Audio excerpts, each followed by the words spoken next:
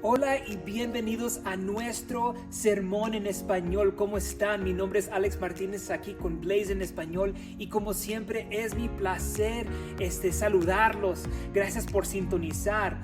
Ahora, si usted quiere conectarse con nosotros nos gustaría conectarnos con ustedes, así que ahí en la pantalla van a ver un número de teléfono y un correo electrónico si se quieren conectar con nosotros. Cualquier necesidad que usted tenga, nos gustaría poder ayudarlo. Si tiene alguna pregunta sobre un mensaje, si quiere descubrir más sobre este ministerio, me gustaría poder hablar con usted. Así que con eso, que disfruten del mensaje, que sea de bendición para usted y para su familia y que Dios les bendiga grandemente. Muy bien, amigos, ¿cómo están? Alex Martínez aquí con Blaze en español y como siempre es mi placer poder saludarlos. Qué bueno que están con nosotros. Hoy vamos a seguir nuestro estudio en el libro de Jonás, así que si tienen sus Biblias con ustedes, vayan para Jonás capítulo 3. Vamos a empezar del versículo 10 del capítulo 2, que es el último versículo de ese capítulo, y entonces vamos a estudiar juntos los primeros 5 versículos de este capítulo en la palabra de Dios. Y les voy a decir una cosa para que vean para dónde vamos con este tema, ¿verdad? El capítulo 3 de Jonás es posiblemente el capítulo más asombroso en todo este libro. Porque como ya hablamos en los últimos estudios, amigos, el libro de Jonás no se trata de el mensaje del profeta, pero se trata de la vida del profeta como un ejemplo para nosotros, la iglesia. Porque ya como hablamos, aunque Jonás era un profeta literal, o sea que él escuchaba la palabra de Jehová directamente, claramente, y él fue a la casa de Israel, al pueblo de Dios, para decir lo que Dios le dijo que dijera. Pero cuando Jehová le dice a Jonás que vaya a sus enemigos, los asirios en Nínive, eso es cuando Jonás entonces rehúsa hacer lo que Jehová le instruyó a hacer. Y esto pasa no nada más con profetas, pasa con nosotros cristianos también, ¿verdad? Especialmente aquellos que han sido parte de una iglesia por años y años y que hemos andado con Cristo, pero cuando vemos en nuestros pasados y vemos cuántas veces hemos declarado el evangelio, el mensaje de Jesucristo a este mundo perdido y oscuro, podemos contar nada más pocas veces. Y hemos vivido, algunos de nosotros, 20, 30, 40 años, y muchos de nosotros tenemos décadas siguiendo a Jesús. Pero si somos honestos, hemos predicado o declarado el evangelio en nuestras vidas muy pocas veces. Muy pocas veces. Así que el capítulo 3 se trata del impacto de la obediencia de Jonás, y el resultado que nosotros ya sabemos resulta en la salvación de Nínive. Y vamos a hablar un poquito de eso más tarde, pero hablando sobre este tema, el título de este mensaje es el impacto de nuestra obediencia a Dios. El impacto de nuestra obediencia, porque muchos de nosotros pensamos que Dios se concierne con nuestro comportamiento, y si nos portamos bien, entonces Él no tiene ningún problema con nosotros. Pero ¿se acuerdan lo que Jesús le dijo a la iglesia de Éfeso en Apocalipsis capítulo 2? Lo están haciendo todo bien, las obras perfectas, la calificación, lo más alto que les puedo dar. Pero esto tengo contra ti. Esta una sola cosa, que es que has abandonado tu amor. No lo haces porque me amas. Lo haces y lo tratas como un quehacer. Y piensas que si tú haces lo que te digo y te portas bien, entonces nosotros estamos bien. Y he usado esta ilustración un millón de veces. Es cuando yo espero que mis niños, mis hijos, pongan atención y me hagan caso. No porque yo les voy a castigar o porque les voy a quitar un juguete o para que reciban más juguetes, que nosotros ya tenemos suficientes juguetes para dar y compartir nuestros juguetes con todos los niños de todo el mundo. No, lo que yo quiero, la meta es que mis hijos me respeten porque me aman. Que ellos me respeten y me hagan caso porque me aman, porque entonces sus obras no es lo más importante de nuestra relación. Lo más importante es el corazón de ellos. Lo más importante es su amor por su padre. Y mucho como un padre con sus hijos, Dios nos trata a nosotros como sus hijos espirituales de la misma forma. Dios no está concernido con cómo te comportas, con tu comportamiento, ni tu conocimiento. Lo que Él importa es tu corazón. Si tú de veramente confías en Él y vives confiando en Él para todo, dependiente de Él para todo, y que tú haces lo que Él te dice porque tú lo amas. El impacto de nuestra obediencia, no un comportamiento bueno, pero una obediencia que procede de un corazón regenerado por el Espíritu Santo, que nos sella para el día de salvación, el momento en que creímos. Y procede de fe. Esa es la obediencia. Esa obediencia tiene un impacto.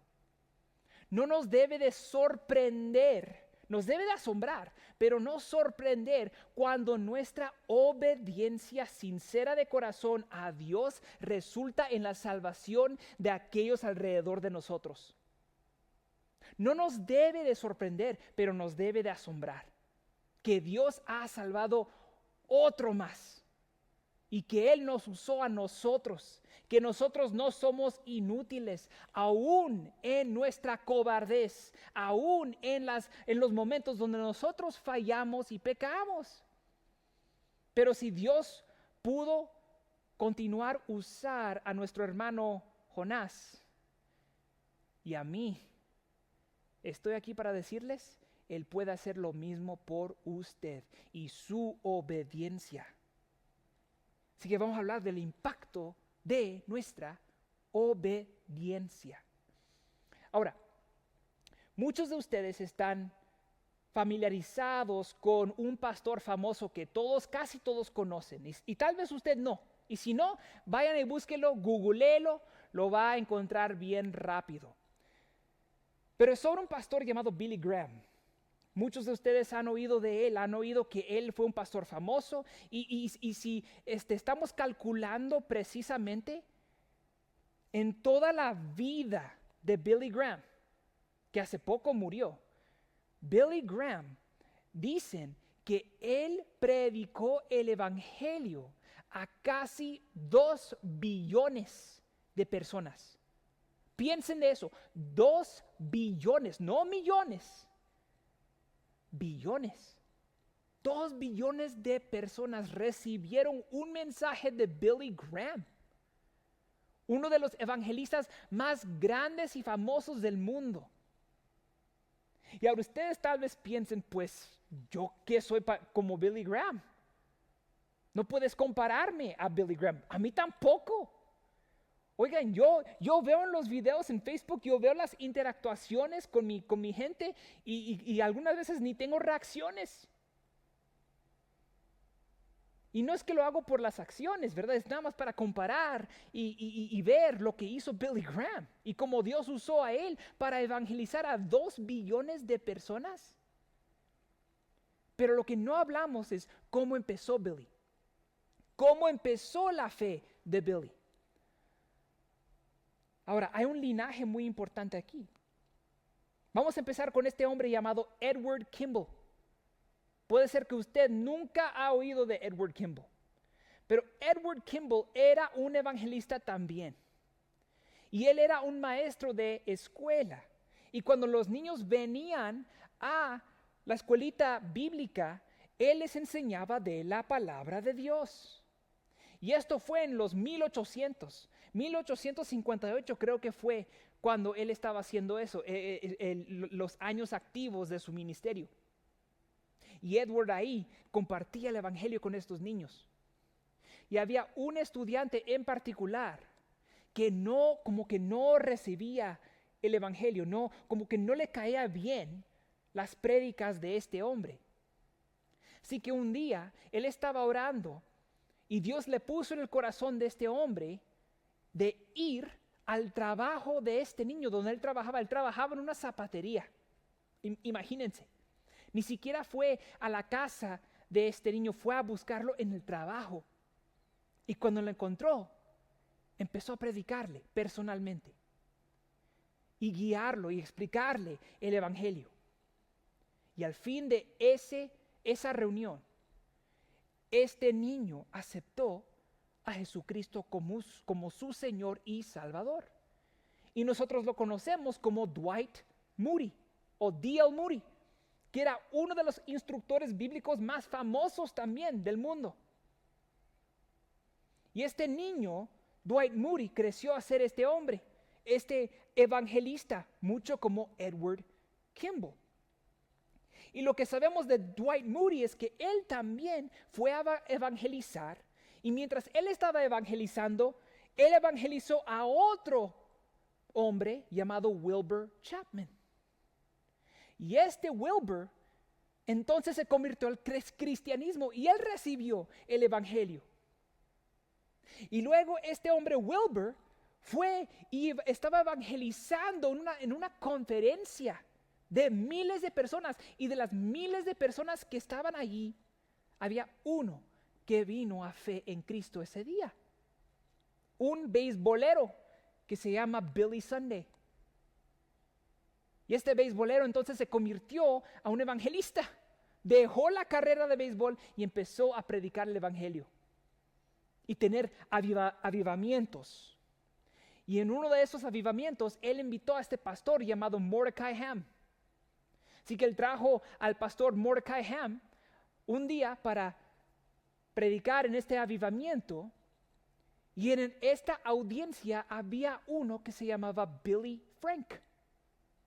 Y este joven escuchó la palabra del pastor Mordecai, y como los otros que ya he nombrado, este Billy Frank vino a fe en Jesucristo ese día.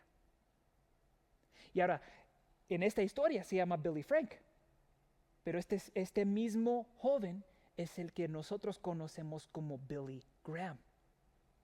Ahora pueden ver, desde los 1850, desde ese año, Dios estaba obrando en las vidas de estos hombres, y esos hombres fueron fiel al llamado de Dios. Obviamente no eran perfectos. Hablamos de Edward Kimball. Él no fue un evangelista que estaba predicando a 2 billones de personas. Él estaba simplemente predicando en una escuelita dominical. Y en alcanzando este niño en el trabajo, fíjense, ni siquiera en la clase, pero en el trabajo. Esto es lo que Dios usó para traer a Billy Graham, uno de los evangelistas más famosos, a fe. Y no nada más él, pero también lo usó a él para comunicar las buenas nuevas a 2 billones de personas. ¿Ven el impacto de la obediencia?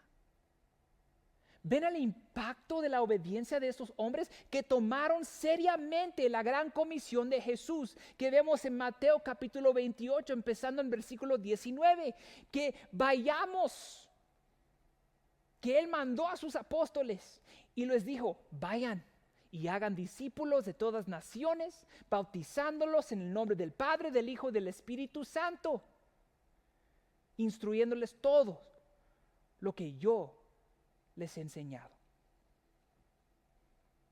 Y en la fidelidad de estos 12 apóstoles, ahora tenemos la iglesia. Y ahora el cristianismo es un fenómeno global. Ven que todo esto no se trata nada más de salvar al individuo. Porque como yo prediqué a la iglesia en inglés, a los Efesios en capítulo 2, vemos que el apóstol Pablo está celebrando la verdad que Dios nos salvó por medio de su gracia. Y en demostrarnos gracia a nosotros, capítulo 2, versículo 7, Él ahora extiende su gracia a las generaciones que han de venir. No nada más al individuo en ese momento presente, sino a todos los demás que cada uno de nosotros vamos a poder interactuar con y hablar y predicar a esta gente. Dios nos usará también para alcanzar para su reino. Este es el impacto de la obediencia a Dios. Y esta misma obediencia de Jonás es lo que resulta en la salvación de una ciudad como Nínive. Ahora, para recordarles un poquito de los detalles de esta ciudad. Ya sabemos que Nínive era una ciudad gigantísima, grande. Tenían paredes 20 kilómetros de altura. Imagínense eso, una ciudad con paredes de 20 kilómetros de alto. Y estas paredes se conectaban a 1500 torres. Y esto formaba un camino, una vía de carreras, donde tenían carreras de jinetes. Era una ciudad muy popular, muy rica, muy grande, pero a la misma vez fue una ciudad pecaminosa, muy mala. Y si se acuerdan, cuando Dios la primera vez le instruye a Jonás a ir y predicar, él dice: ha venido a mí todo lo malo de esta ciudad. Así que ve y declara lo que yo te digo. ¿Y qué sabemos? Pues Jonás dijo no. Dios llamó, Jonás dijo no. Y se fue para el área opuesto. Dijo: ¿sabes qué? Mejor en vez de ir a mis enemigos, voy a ir para España y me voy a quedar ahí para unas vacaciones. ¿Verdad? Y para que sepan un poquito de esta ciudad, ¿qué fue lo malo que hicieron? Torturaban a sus criminales. Los torturaban de maneras horribles.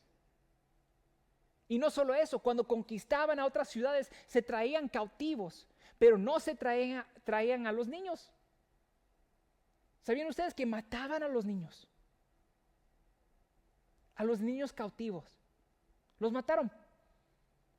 Porque era inconveniente tratar de adoptarlos y cuidarlos. Así que en vez los mataron. Horrible. Y a los cautivos que regresaron de esas ciudades, los torturaban también. Y los torturaban no para crímenes, pero para entretenimiento. Los asirios son los que inventaron la crucifixión. ¿Sabían? Este fue el tipo de personas que vivían ahí. Hombres ilícitos, hombres horribles, haciendo cosas abominables. Así que podemos tener una idea, otra explicación por qué Jonás rehusó ir. Porque él sabía lo que estaba ahí. Él sabía lo que hacían con la gente que no les gustaba.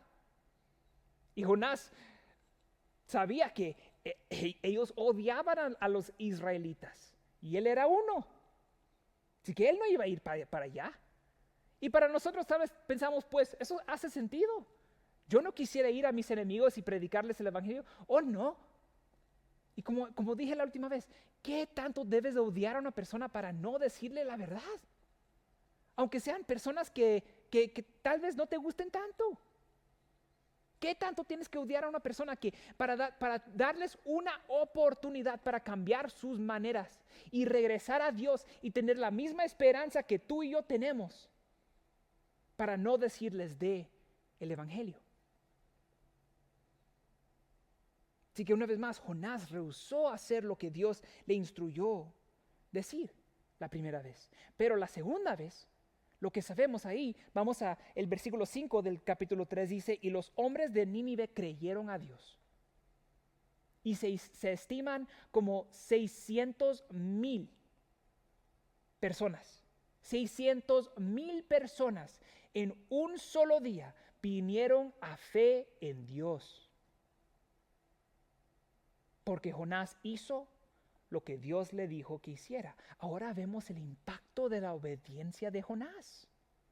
Y si Dios puede usar a este profeta que dijo: no, me voy para otro lado, me voy para vacaciones a España, olvídalo Dios, yo no quiero ir para mis enemigos, que mueran ellos. Eso es lo que ellos merecen. Ellos han hecho mal y cosas abominables a mi gente y hacen cosas abominables a la gente de ahí, así que yo, para nada. Olvídalo Dios. Pero Dios, en gracia, misericordia y amor, persigue a este profeta. Aún en su desobediencia, aún en su pecado, si Dios puede hacer esto con Jonás, Él puede hacer esto con nosotros. En nuestro pecado o en nuestra obediencia. Y ya hablamos de esto, ¿verdad? Misericordia se encuentra en la huida de Jonás. Dios lo dejó que huyera. Ok, ¿quieres huir, Jonás? Dale. Pero lo que sabemos es que porque Jonás pertenecía a Jehová, Jehová iba a pacientemente perseguirlo. Y luego Dios manda la tempestad. Viene esa tormenta del infierno. Y a través de todo eso, Dios salva a los marineros que estaban en la nave donde Jonás estaba tratando de escapar.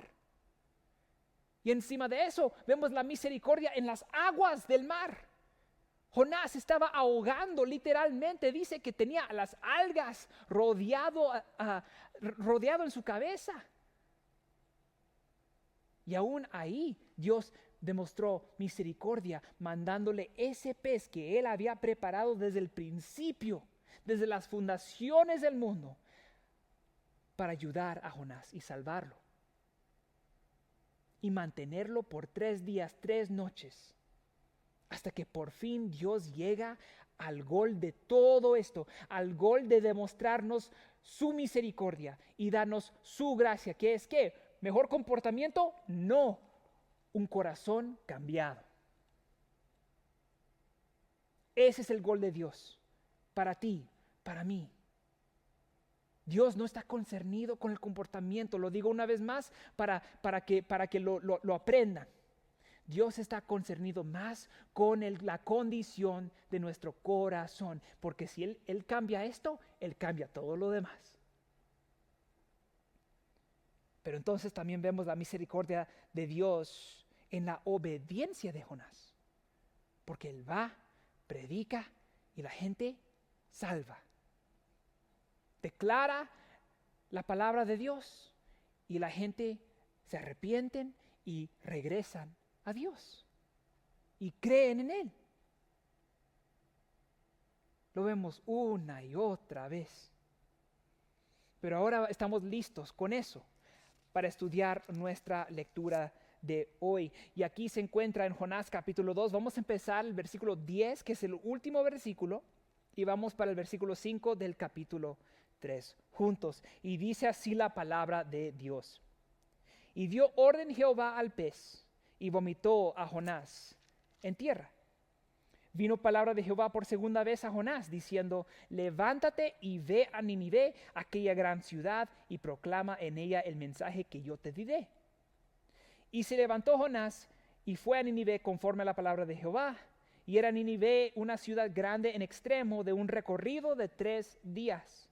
Y comenzó Jonás a entrar por la ciudad, e hizo el recorrido de 1 día, y predicaba diciendo: de aquí a 40 días Nínive será destruida. Y los hombres de Nínive creyeron a Dios y pregonaron un ayuno, y se vistieron de saco desde el mayor hasta el menor. Paren ahí, esta es la palabra de Dios. Por favor, oren conmigo. Padre Santo, te doy las gracias una vez más por tu palabra, Señor. Abre nuestros corazones y oídos para escuchar tu palabra. Que lo que te preocupa no es nuestro comportamiento, Señor. No son las obras, pero empieza con el corazón, Señor. Y pido para aquellos que están aquí con corazón duro, corazón terco, Señor, que hoy mismo sea el día que tú les ayudes a través de tu Espíritu Santo para ver sus maneras, sus errores, y no huir, pero voltear hacia ti y poner su fe en ti, y que restaures su confianza en ti, a los que ya son tuyos.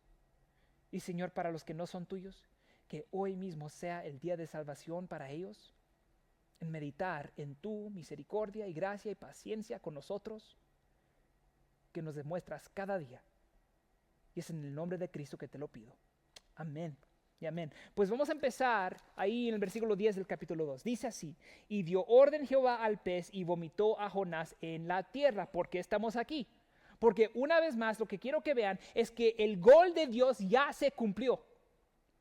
Porque cuando nosotros pensamos del libro de Jonás, todos pensamos que el milagro más grande es este pez que lo mantuvo vivo a Jonás por 3 días y 3 noches. Pero eso no fue el milagro.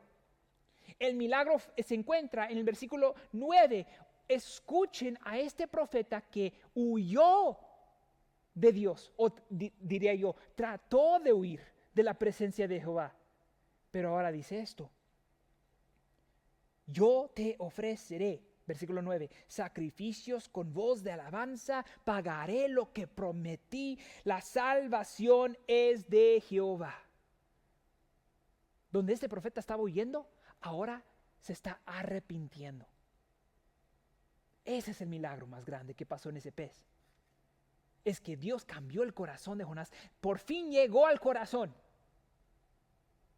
Y ya luego que hace esto, entonces es cuando Dios ordena que el pez vomita a Jonás en la tierra. Ahora, ¿dónde lo vomitó? Porque aquí no nos dice específicamente dónde. Muchos piensan que lo vomitó literalmente ahí cerca de Nínive, que lo llevó para el extremo que estaba huyendo.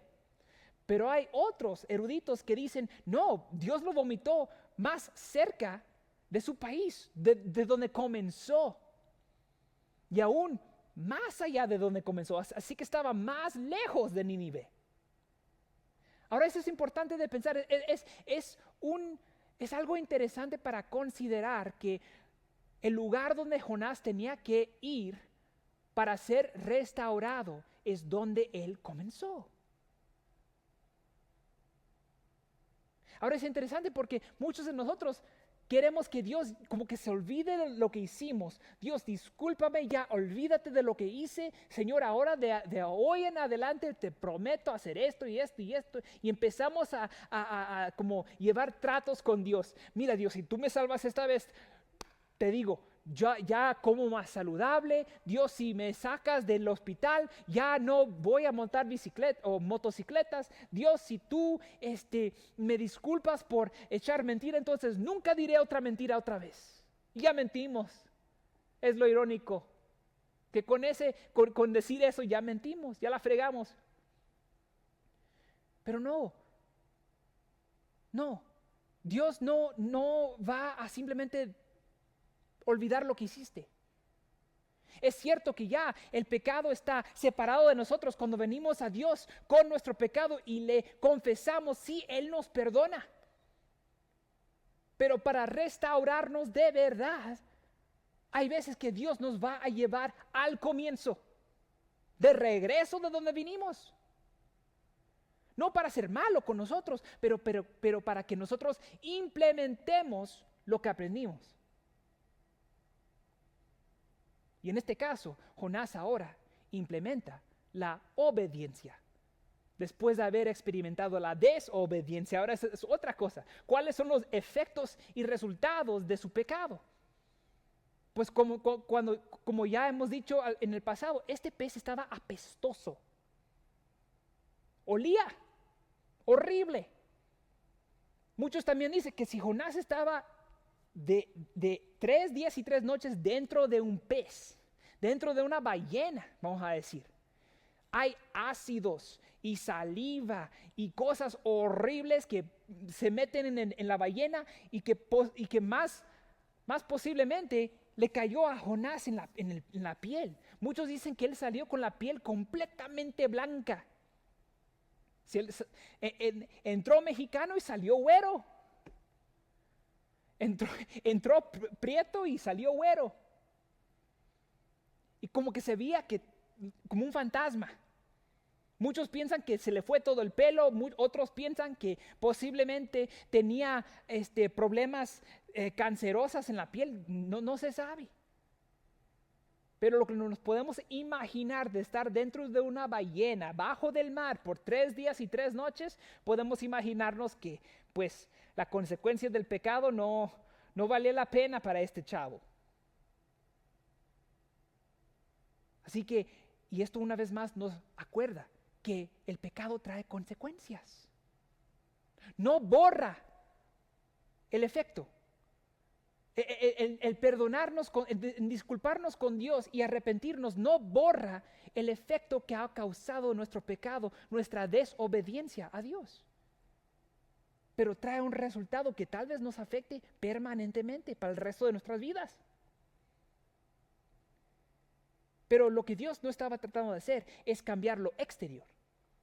Estaba tratando de cambiar lo interior. El corazón de Jonás. Y ya cuando llega al corazón de Jonás, lo salva. Y el pez lo vomita. Y lo vomita posiblemente donde él empezó. Cerca de su tierra. Cerca de su país. Y ahora miren aquí, fíjense. Capítulo 1 del capítulo 3 dice, vino palabra de Jehová por segunda vez a Jonás. Ahora paren ahí, dice aquí, por segunda vez. Y ahora, oigan la palabra, levántate y ve a Nínive. Paren ahí. Ahora, vayan para el capítulo 1, versículo 1. Miren aquí lo que dice.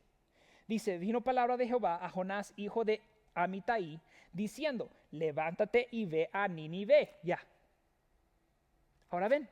Segunda vez, Dios le está dando otra oportunidad para hacerlo bien esta vez, para implementar lo que él aprendió,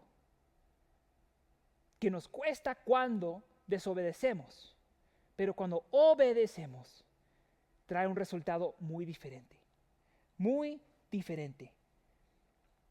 Así que por segunda vez, versículo 2 dice, levántate y ve a Nínive, aquella gran ciudad, y proclama en ella el mensaje que yo te diré. Ahora, con un lápiz, con una pluma, apúntenle ahí el mensaje que yo te diré. Pónganle una rayita, un círculo, porque esto es extremadamente importante.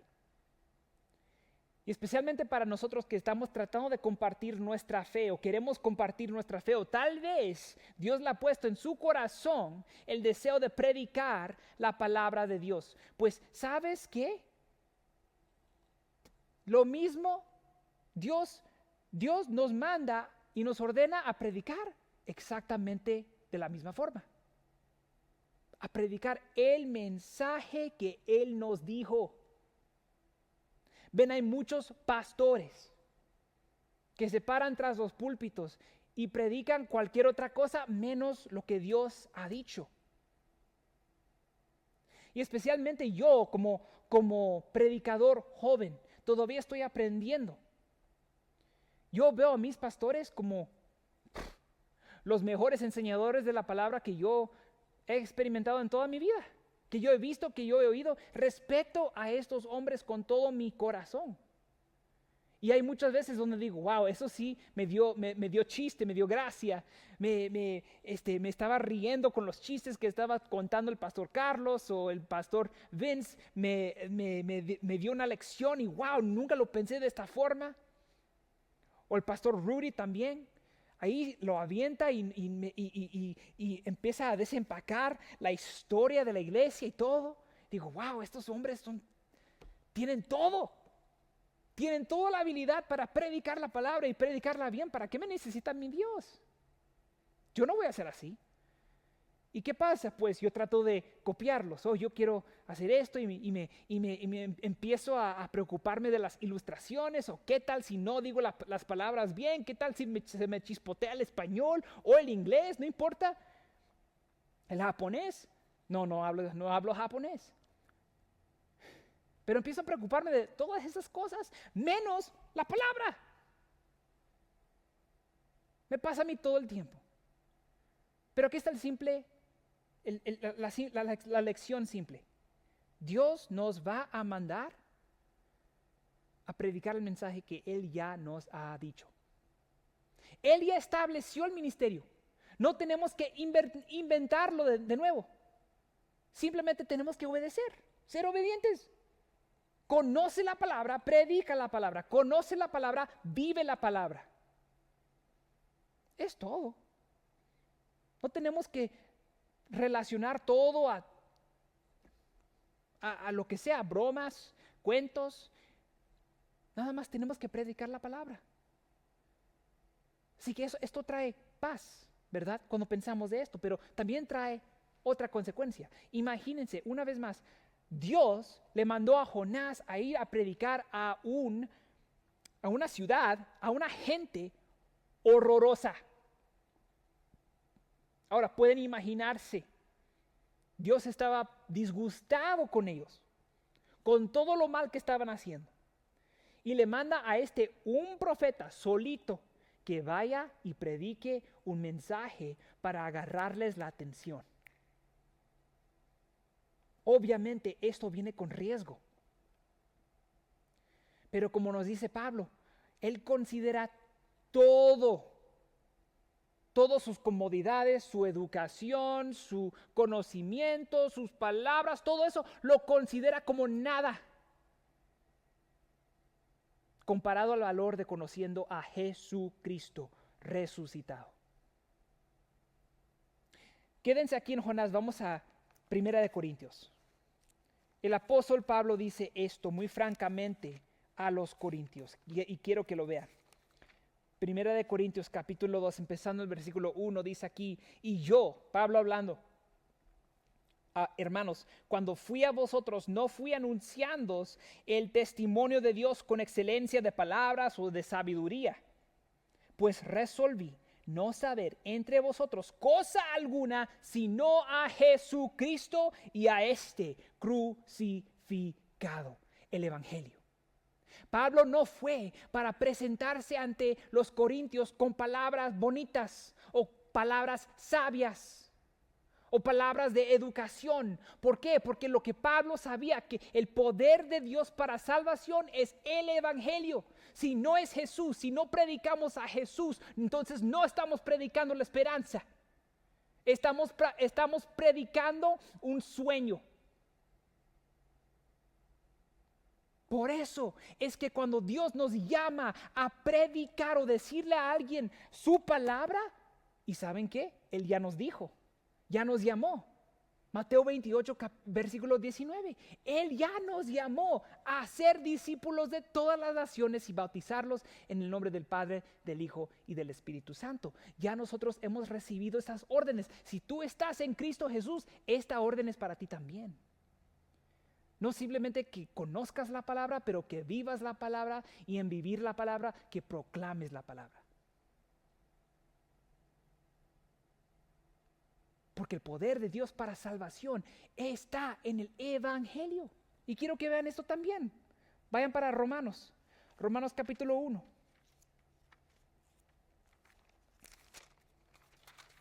Empezando aquí en el versículo 13 dice: pero no quiero, hermanos, que ignoréis que muchas veces me he propuesto ir a vosotros, pero hasta ahora he sido estorbado, para tener también entre vosotros algún fruto, como entre los demás gentiles. Me debo a griegos y a no griegos, y a sabios y a no sabios. Así que en cuanto a mí, estoy ansioso de anunciaros el evangelio. No sus credenciales, no su diploma, no su estado financiero, no para pedir dinero, pero para dar y predicar el evangelio. la palabra de Dios. A vosotros que estáis en Roma. Y ahora miren aquí, versículo 16. Porque no me avergüenzo del evangelio, porque es poder de Dios para salvación a todo aquel que cree. Ahora dice todo aquel. ¿Y sabe qué significa esa palabra? Todo. Todo el que crea es salvo. Por eso es que debemos de anunciar el evangelio a todo el mundo. Seamos predicadores, pastores, gente que simplemente va a la iglesia, que sirves en los equipos de alabanza, especialmente los que están sirviendo en el equipo de alabanza. Yo soy el líder de alabanza aquí. ¿Sabían ustedes que nosotros no venimos a la iglesia para adorar? Traemos nuestra adoración y alabanza a la iglesia. Debemos de estar adorando y alabando en todo lo que hacemos, en toda cosa. Y como nos dice Pablo, andar en una manera digna del evangelio de Dios, en todo. Colosenses capítulo 1.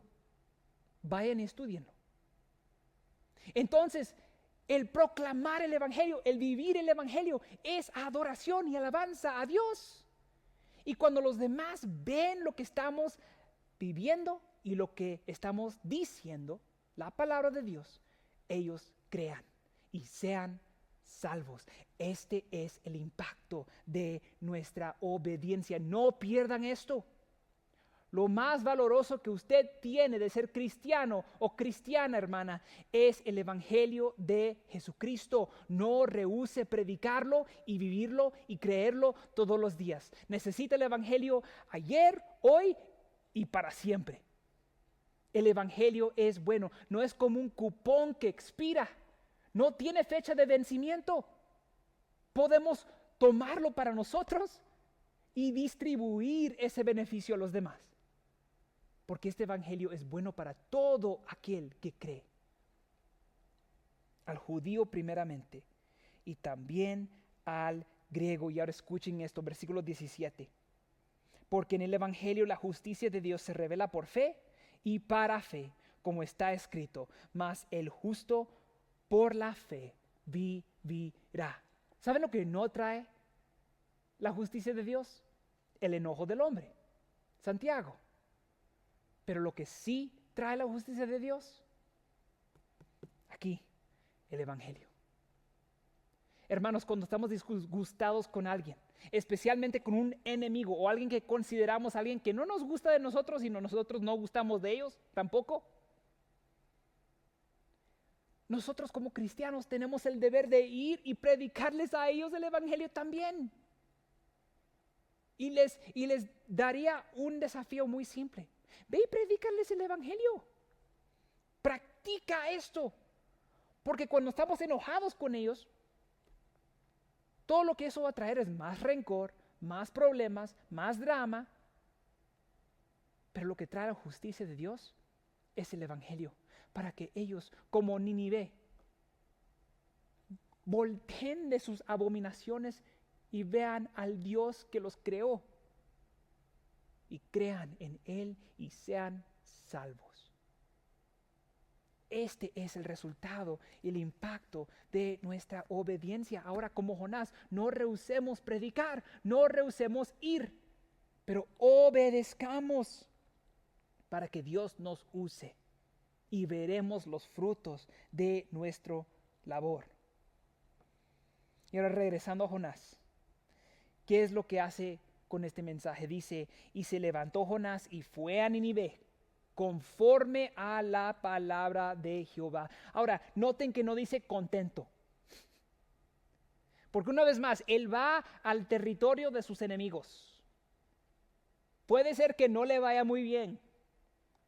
Esta gente lo odia a él y a su gente y a su cultura y a su Dios. Y ellos hacen lo que ellos quieren. Son una ciudad grande, grandísima, rica, hacen lo que quieren. Así que yo, para serles honestos, yo no creo que Jonás fue con una sonrisa, pero sí fue conforme. No fue contento, pero fue conforme. Y eso es otra nota muy importante para nosotros. Si Dios nos llama a hacer algo, Él no está esperando llamarnos a hacer algo que nos va a traer felicidad. El punto y el gol y la meta de su llamamiento no es para hacer al cristiano feliz. No, el único que hace al cristiano feliz es ¿quién? Jesucristo.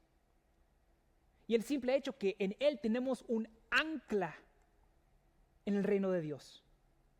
Que no estamos como una nave navegando por las aguas perdidos ahí. Que tenemos un hogar, una destinación. Y no es aquí, es allá. Con Jesús. Eso nos debe de traer felicidad. Pero va a haber cosas en nuestras vidas que Dios nos llama a hacer que no trae felicidad para nada. Pero el gol no es ir contentos, el gol es ir conformes. ¿Vas tú conforme a la palabra de Dios? ¿Andas tú así? En todo lo que tú haces. En la iglesia, en el trabajo, en la oficina, en tu hogar. ¿Vas conforme a la palabra de Dios? ¿Sí o no? Pregunta muy simple. Porque de esta forma es cuando la gente, como Jesús dice en Mateo capítulo 5, ve nuestras obras buenas y dan gloria a nuestro Padre que está en el cielo. ¿Vas tú conforme a la palabra? ¿O estás esperando que Dios te llame algo que te traiga felicidad, prosperidad? Porque eso no es el punto. Perdemos todo el objetivo en ese instante. Pero el objetivo es la misión es simple. De que andemos confiados de Jehová y que andemos felices porque lo que vamos a tener en el fin y lo que tenemos ahora es la presencia de Dios con nosotros, inseparados de su amor. Así que Jonás no va contento, pero va conforme. ¿Va usted conforme? Y regresando ahí al versículo 4, porque ya se nos acaba el tiempo. Y dice, y comenzó Jonás a entrar por la ciudad e hizo el recorrido de un día. Ahora paren aquí. Nínive nos acaba de decir, si vamos de regreso para el versículo 3, nos dice que esta ciudad era grande en extremo de un recorrido de 3 días. Tomó 3 días para recorrer toda la ciudad, pero Jonás lo hizo un día. Un día nada más, obedeciendo la palabra de Dios. Y aquí les dice, de aquí a 40 días, Nínive será destruida. Ahí está el mensaje del profeta en todo este libro. Ahora piensen en eso. Dios le dijo que él dijera esto. De aquí a 40 días, Nínive será destruida. Y ya no, nada más. No le da instrucción cómo arrepentirse, no da instrucción cómo voltear, no da instrucción para nada. No les da una solución, simplemente les declara el problema. Y nada más un día, así que no recorrió toda la ciudad. Fue un día nada más, un solo día. Y miren aquí lo que pasa. Ese poquito de obediencia, miren el fuego que causó. Versículo 5, y los hombres de Nínive creyeron. Dice, los hombres, o sea, todos los hombres de Nínive creyeron a Dios y pregonaron un ayuno y se vistieron de saco desde el mayor hasta el menor. Que esto es una postura, una acción de arrepentimiento, de vergüenza. Y han devolvido a Dios. Un día, con este hombre, este profeta que trató de huir, no pudo escapar de la voluntad. Dios lo trajo de regreso cuando su corazón fue cambiado. Y ahora va a esta ciudad conociendo el riesgo y ni siquiera recorrió toda la ciudad, sino un día solamente. Y el impacto de todo eso, la salvación de 600,000 personas. Ya ven ustedes que aún en nuestros fracasos, en nuestros pecados, en nuestras fregadas, en nuestras chispoteadas, Dios aún nos usa. No somos inútiles. Así que tal vez cristiano, cristiana, usted está aquí, está pensando, pues ¿cómo me va a usar Dios? He hecho X, Y, Z. Pero yo les digo con mucho amor, no eres inútil a Dios. El llamamiento es para ti también. Arrepiéntete y regresa de donde has caído.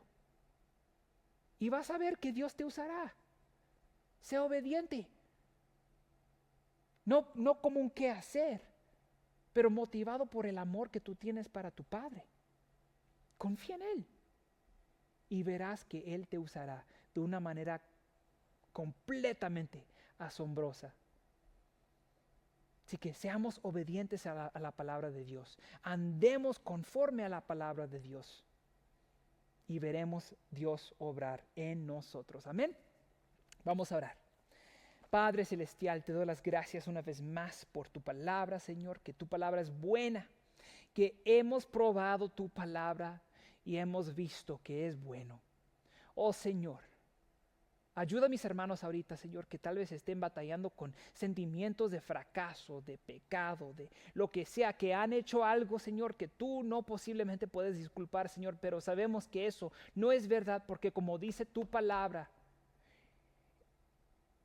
que si nosotros confesamos nuestros pecados, tú eres fiel y justo para perdonarnos nuestros pecados y para restaurarnos. Y de la misma forma que restauraste a Jonás, vas a restaurar a todo aquel que se arrepienta. Y Señor, aún si nos regresas al comienzo de todo, donde empezó nuestra historia de huir de ti, Señor, pido que nos des fortaleza y ánimo para seguir adelante a lo que tú nos has llamado. Gracias, Señor, por tu bondad, tu misericordia, tu gracia, tu amor en todo esto. Y es en el nombre de Cristo que te lo pido todo. Amén y amén. A la próxima, amigos. Y ahí andamos.